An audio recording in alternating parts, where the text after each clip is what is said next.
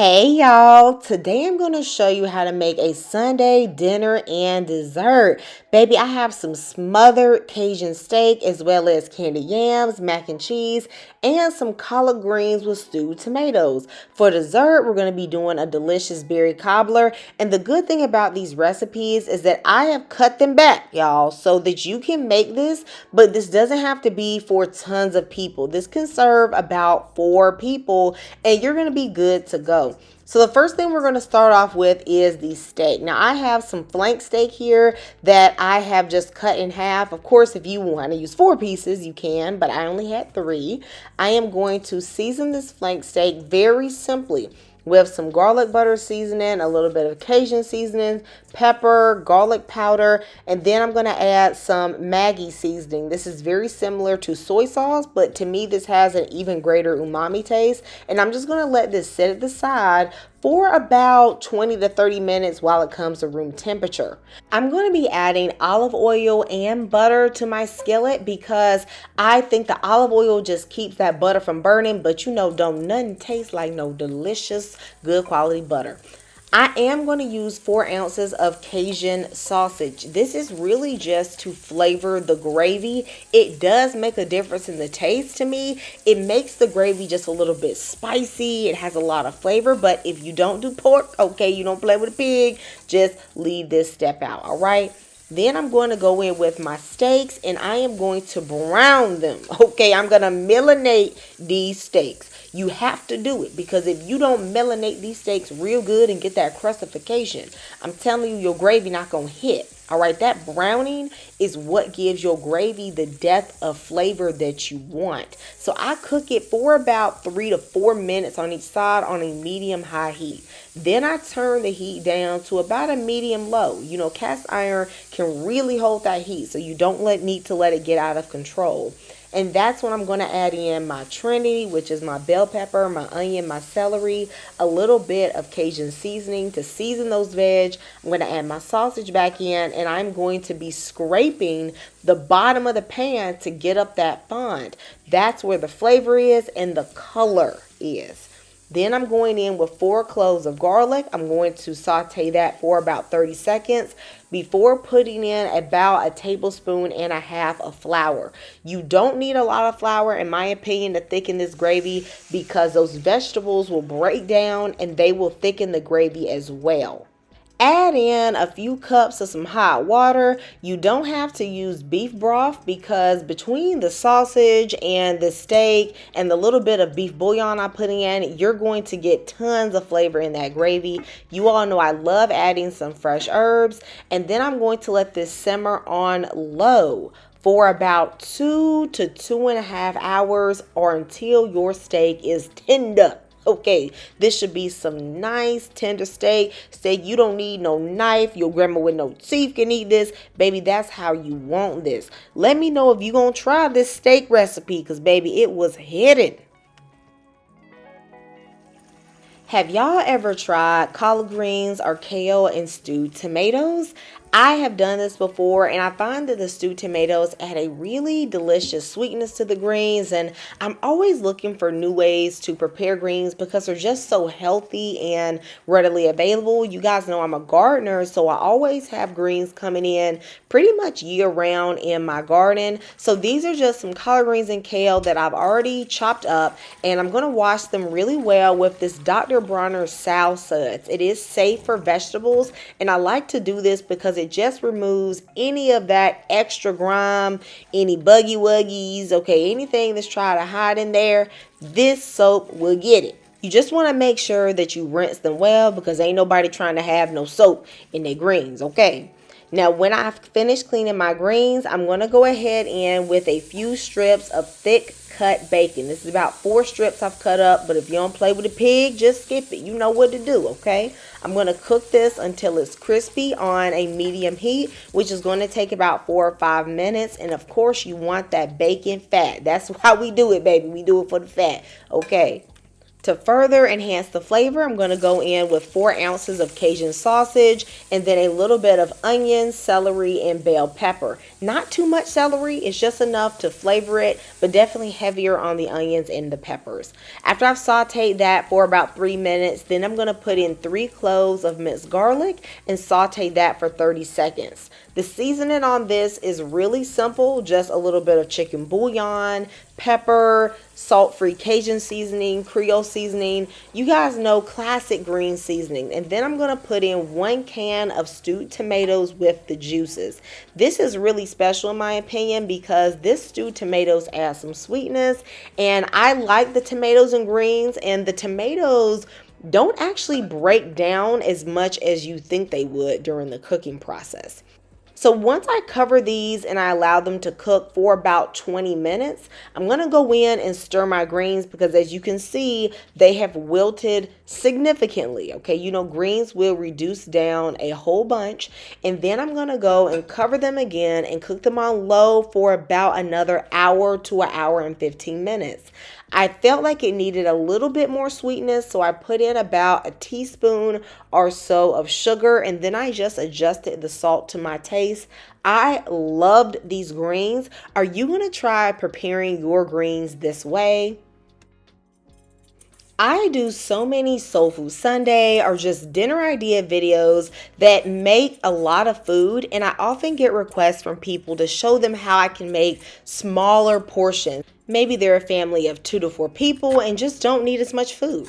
And I totally get that. So I'm going to show you how I make a smaller candied yam recipe. You guys know that I've done ones where I've used like 3 pounds or 4 pounds of candied yams, but this one is just with 2 medium to medium large sweet potatoes as you saw here. I just prep them by peeling them and cutting them in cubes. So for this recipe, I'm going to go in with about 2.5 tablespoons of butter and a half of a cup of brown sugar, as well as a half of a tablespoon of vanilla and about a 1/4 of a cup of rum, which is optional. This is half a teaspoon of cinnamon and, okay, a little bit of fresh grated ginger. Okay, don't knock it until you try it. Just a touch will give it a really nice flavor. And then I'm going to put in a 1/4 of a teaspoon of lemon extract. These yams come out semi-sweet because I'm not into super sugary yams, but if you really like that sweetness, then you can add about 3/4 of a cup of sugar or just to your taste. And FYI, if you cook this covered on low, no water at all will be needed. After 15 minutes of cooking, you will see that the yams have released their own water. I'm going to stir them now because later on they will just be way too soft to stir. Then I'm going to cover them and cook them for about 20 more minutes or until they are tender, and you will have some delicious candied yams. I know that there are many macaroni and cheese purists out there. They will tell you that macaroni can only be done 1 or 2 ways, and it's probably their grandmama's recipe. Today I'm going to show you a garlic and herb macaroni that is simple but is a little bit different, and it tastes great. I have already cooked my pasta and drained it, and now I'm going to melt a 1.5 tablespoons of butter and combine that with a 1.5 tablespoons of flour. I'm going to toast the flour for about 1 minute, stirring it continuously. For the garlic and herb, I'm going to add about a 1/2 tablespoon of my green seasoning mixture. This is going to add a light herbal and garlicky flavor that is not going to overwhelm this pasta dish, but it's just going to complement the cheese. Then I'm going to put in 1 full can of evaporated milk and stir and whisk this until all of the lumps are out. Honey, you got to work out them flour lumps or else your cheese sauce is not going to come out right. Now to add some more garlic and herb flavor, I'm going to put in 1 block of Boursin garlic and herb cheese. I love this. This tastes so good in macaroni. You can also use the shallot and herb one. That will be great as well. The cheeses, don't think too hard about it, honey. You really just need to think about ratios. I cooked 8 ounces of pasta, so I need 1 pound of cheese. You want to double the cheese in proportion to the pasta. As far as varieties are concerned, you can never go wrong with using a cheddar cheese. However, I had some pepper jack, so I threw that in there. White cheeses like mozzarella tend to be milder, so you definitely need to have some sharp cheddar to balance it out. The only type of cheese I say you don't want to go too crazy with is a smoky cheese, like a smoked Gouda. Though Gouda is really good, a smoked Gouda has a strong flavor, so I tend to not use any more than about 2 ounces of that cheese. Once all of my cheese is melted, I'm then going to add some simple seasonings, a little bit of Sazon, Vegeta, pepper, garlic powder. You can just do this to your taste, and then I am going to mix that in. I like to add the Sazon just to give it a slight orangey color. Now I'm going to add in my pasta, which was boiled in a little bit of chicken broth, and I'm going to mix this together until it is well combined. At this point, you can taste your macaroni and see if you need to adjust the flavor or the thickness. To me, this had the perfect amount of ooey gooey, and I was ready to bake because y'all know my preference is to always bake my macaroni. Now I have a baking dish that I have greased with a little bit of butter. I'm going to add in my macaroni and just spread it down with my spoon, and I'm going to top this with about 6 slices of Munster cheese. I always love to use deli cheese for a topping because it is just so much easier than having to shred it. I'm going to put on a little smoked paprika, and I'm going to put this in the oven at 375 degrees for 20 minutes or until the top is golden brown and the sides are nice and bubbly. When my macaroni is done, I'm going to take it out and let it sit at room temperature for about 10 minutes before serving. This is going to allow it to set. But y'all, I know you see this. I know this looks so delicious. Are you guys going to try a little variation on your classic macaroni with a little bit in garlic and herb flavor? Let me know in the comments how you feel about this. I really love this mac and cheese, and everyone who tried it loved it. Let me know if you are going to try this recipe. Berries are in season right now and they taste absolutely delicious. So I'm going to be taking advantage of that, and I'm going to be making a delightful blueberry cobbler, but you can use any berries that you like. And you know it doesn't get any easier than just using a pound of frozen berries. Now I am using blueberries here, but you can use blackberries or mixed berries. And I let them just defrost in the fridge, and in total, I'm going to be using 1 cup of sugar in this recipe, but I'm going to be using it at different times. So look, you better pay attention so you can learn some, okay, and get this recipe right because it's too easy. Now, once I have tossed these berries with this sugar, I'm then going to begin to just add a little flavor, okay? Now, I have 4 pounds of limes I got from Costco, and baby, I wasn't about to go out and buy no lemon, okay, when I got all these limes. So I'm going to use 1 lime, but 1 lemon and the zest of a lemon would be really nice. 2 teaspoons of vanilla is going to add that overall delicious flavor. I like to also put in a pinch of salt. This is about 1/8 of a teaspoon. It's going to help draw out a little bit of water. Cinnamon and nutmeg will complement the berries, but this ain't peach cobbler, okay? Don't go crazy with it. We talking about like 1/8 of a teaspoon each. It's just to complement the flavor. I am going to mix this all together, and I'm going to let this sit at room temperature for about 30 minutes. Your goal is to let the sugar draw out any water that could be in the berries. You could also let this happen overnight, but you want a thick syrup to develop.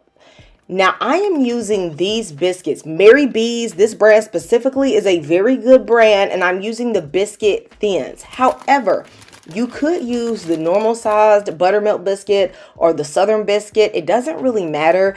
These are a little smaller, so if you use the regular size, you're going to end up needing to use less of them. I have let these defrost at room temperature for about 30 to 45 minutes. And so now they're cold, but they are flexible. Okay. You don't really want to defrost these in the microwave, however. Now, simple and easy, baby. Simple and easy. Add a little bit of flour onto your work surface. And then you're going to take your biscuit, honey, and you're going to just cover it in a little bit of flour.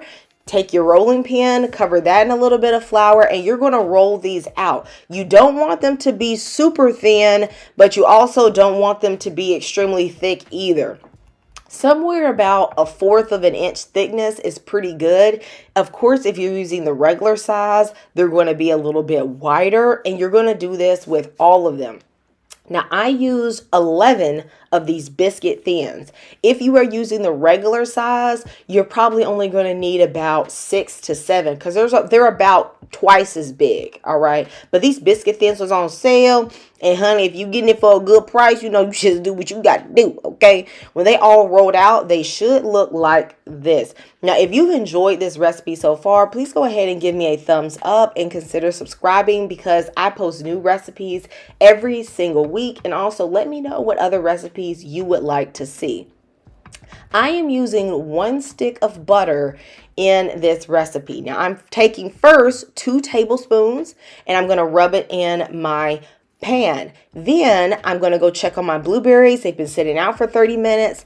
They're not super thick. These ones aren't super juicy. So I'm going to add 2 tablespoons of buttermilk. And I'm going to show you the sort of thickness on that syrup that you're looking for. Okay. Do y'all see what I'm talking about? Like, you don't want a ton of juice, but you want just a little bit of some because you don't want it to be dry. That would be a big no. Okay. They're going to talk about you if your gobbler is dry. I can tell you that right now. Okay.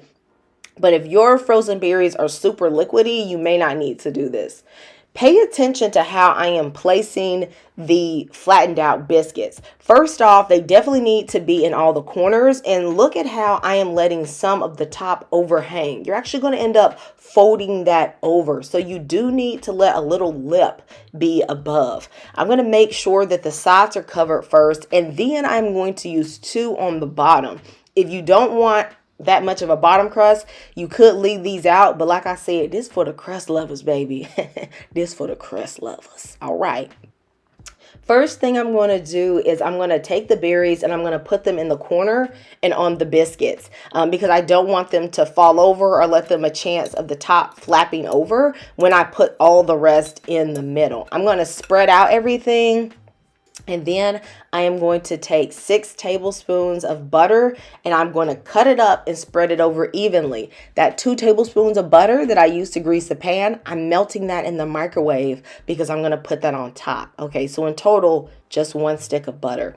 Then, you see, I'm using more of my sugar. Pay attention now. I'm going to add a little more to the top. I actually tasted the berries, and my berries are not super sweet. So if yours are sweeter than mine, then really the 3/4 a cup I put on first, that may be enough. That's why you let it sit a little bit first so you don't add too much sugar. But mine are really not sweet at all, to be honest with you. So I'm going to go ahead and fold in the top, and then I'm going to take my last 3 biscuits. So in total, I used 11 of the biscuit thins, and I'm just going to cover them on the top. You don't need it to be fully covered. Ain't a big deal, baby. They going to need it. Trust me. Okay.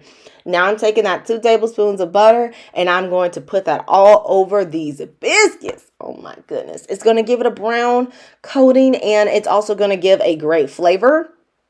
Since my berries are dry, I am going to take 2 more tablespoons of buttermilk, and I'm not only going to brush the biscuits, but I'm going to pour them into those little gaps. That will help a sticky syrup develop, and it gives it a really great flavor. The acidity really goes well with the blueberries or any berry that you pick.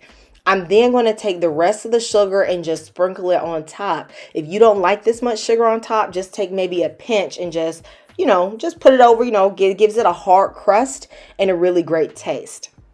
I cook mine in a 375-degree oven for 35 minutes. Now, don't let this trick you. Some of you may think it's ready at 30 minutes. Most likely it is not because that biscuit at the bottom actually needs to cook well. And if you pull it out too early, it's going to be gummy at the bottom. So 35 to 38 minutes maximum.